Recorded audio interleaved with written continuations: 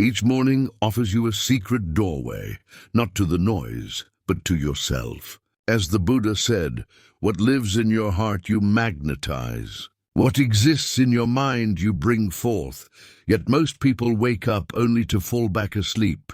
Not in bed, but in life. Constantly scrolling, carrying beliefs that aren't their own, chasing a reality that leaves them exhausted. But what if your morning became your power?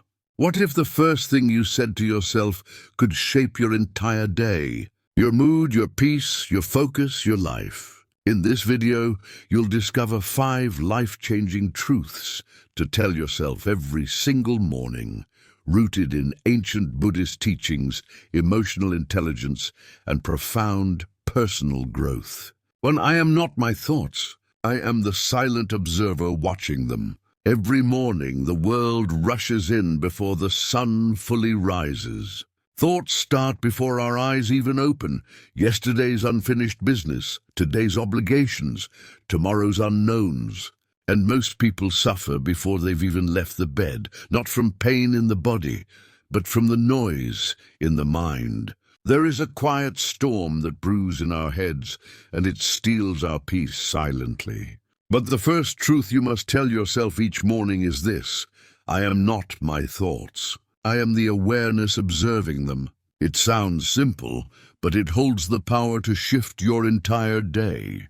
In Buddhist teachings, the mind is like a wild monkey hopping from limb to limb, never still.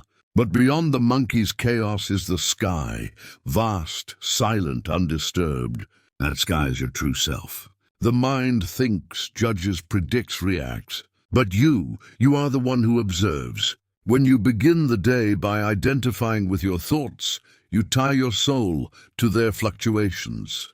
If your thoughts are anxious, you feel anxious. If they're self-critical, you carry shame. But none of that is you. You are the space that holds the thoughts, not the thoughts themselves. This is why most people suffer before breakfast. They never pause to notice. They wake up already inside their mind, already believing the morning narrative. Without knowing it, they let their mind speak first and their spirit second. But a mindful morning is built by reversing that. Let your spirit speak first. Tell yourself, I am not these thoughts. I am the stillness watching them pass.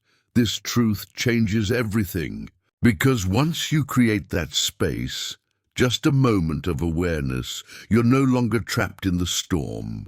You are sitting beside it calmly, like a serene practitioner sitting under the Bodhi tree, unmoved by the wind. When you observe instead of react, you give yourself the gift of choice. You are not the voice in your head. You are the awareness that hears it. And the more you rest in that silence, the more power you reclaim.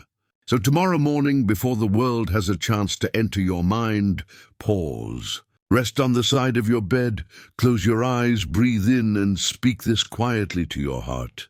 I am not my thoughts. I'm the calm beneath the surface. 2. Everything I need already lives inside me. In the early hours, when the light is still soft and the world is just beginning to stir, a gentle lie appears, a quiet lie that whispers, you are insufficient. It arrives before your feet touch the ground. A thought that says, you need to be more, do more, accomplish more. And in that moment you begin to chase. But before the first step of the day is taken, remember this truth. Everything I need already exists within me. Buddhism teaches that suffering begins the moment we believe something outside us will complete us. The moment we forget our wholeness, we start grasping at victory, endorsement, relationships, verification. It becomes a loop. We run toward things thinking they'll fill an inner emptiness, only to find that the more we run, the more distant peace becomes. Because peace cannot be found in things. It is already there, like still water beneath restless waves. In the morning, this illusion of lack is strongest. It's in scrolling through others' curated lives, in the mental checklist of all you haven't done yet, in the comparison, the self-doubt, the rush to be more. But when you pause and speak to yourself, All that I need exists right here. You break the spell. You return to sufficiency, not the sufficiency of ego, but the knowing of soul. Imagine a seed. From the outside it looks small, insignificant, but within it lies the potential of an entire forest. You are that seed. And yet most people forget. They seek light outside without realizing the sun also rises within them. When you're rooted in your own enoughness, you walk through the world not as a beggar, but as a giver. You don't chase love, you embody it. You don't seek worth, you express it. So each morning, before the noise begins, return to this truth. Rest your hand over your heart.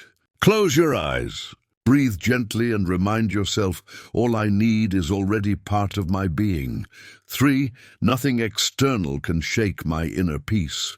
A gentle power dwells inside you, a strength not born from force, but from stillness. Each morning the world begins to stir with confusion, disturbance, requirements, assumptions. Some will come with anger, some with judgment. And without awareness you absorb it. But here is a truth that can change your entire day. Nothing beyond me has the ability to disrupt my calm. You are not a vessel designed to absorb others' emotions. You are a mirror meant to reflect without attachment. In Buddhism, we learn that suffering often comes not from what happens, but from how we carry what happens. The moment you internalize another person's chaos, you lose your own center. To live with calm in a chaotic world is not weakness. It is mastery. Spiritual detachment is not a closing of the heart, but an opening of awareness. It is caring without becoming lost, supporting without clinging, attending without taking on.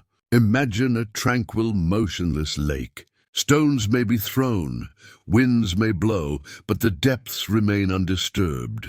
This is the practice. To let the world touch the surface, but never shake your foundation. You are not responsible for the weather of other people's minds. Their anger is not yours. Their fear is not yours. What defines you is how you return to yourself after being pulled. Each morning you get to choose. Will you carry the world on your shoulders, or will you walk through it with rooted calm? Say to yourself gently, nothing outside me has the power to disturb my peace. 4. Today, I select awareness over urgency. Most people wake up already running, not with their feet but with their mind. The pressure begins before the eyes fully open. Items to check off, communications to handle, commitments assembled like forces at your doorstep. This is the truth to carry into the start of each day. Today, I pick being present over feeling pressured. When you rush your morning, you rush your life. You start the day not as a thoughtful being, but as a programmed unit, reacting, hurrying, checking, chasing. Before you've taken your second breath, the day is already in control of you. But Buddhism reminds us to return. Return to your breath. Return to this moment, because this moment is the only place where life truly lives. The Buddha once said, the difficulty is imagining you have all the time. We often live as if life is waiting for us somewhere down the road, after the inbox is cleared, after the meeting ends. But life doesn't begin when the to-do list is done. Life is happening now, in breathing in, in breathing out, in a calm moment with tea, in warmth from the sun on your body. Pressure is often just an illusion disguised as urgency. It convinces us that racing ahead is mandatory, that handling multiple things is impressive. But pressure only pulls us away. It disconnects us from the softness of the present. Presence is your true home. It asks for nothing but your attention. No display, no impeccability, just your willingness to show up fully to what's here. So when the morning arrives, don't begin with your to-do list. Begin with one breath, a brief stop, your hand against your heart center. Speak to yourself with kindness. Today, I pick being here over feeling rushed. 5. I am letting go so life can flow. Each morning gives you a quiet choice to grasp or to open your hands. Most of us, without noticing, start the day already clinging to schedules, to hopes, to our vision of how things must happen. But here's a truth that can gently set you free. I let go to allow life's rhythm. Attachment is a subtle type of confinement. You may not see the bars, but you feel the weight, the compulsion to direct, the anxiety about shifts. Buddhism teaches that suffering begins where attachment takes root. The moment you say, "This must happen," you invite fear. But life, like a river, was never meant to be forced. It was meant to be followed. Your plans matter, but they're not meant to become chains. When you grip results too firmly, you block what's trying to unfold. Letting go doesn't mean giving up. It means moving with the stream, having faith in something wiser than you. The bamboo flexes in the wind, not because it's weak, but because it knows how to stay standing. In that surrender, you don't lose your strength. You discover it. So speak softly to your soul as the day begins. I relinquish the compulsion to orchestrate. I release how I imagined things. I trust life to lead. The more you loosen your grip, the more your life begins to flow, like breathing, like rivers, like moments passing. You move with life instead of struggling against it. As the Zen teaching says, when the mind becomes calm, truth can be heard. Begin each day by connecting with your inner self and watch your surroundings manifest your inner tranquility.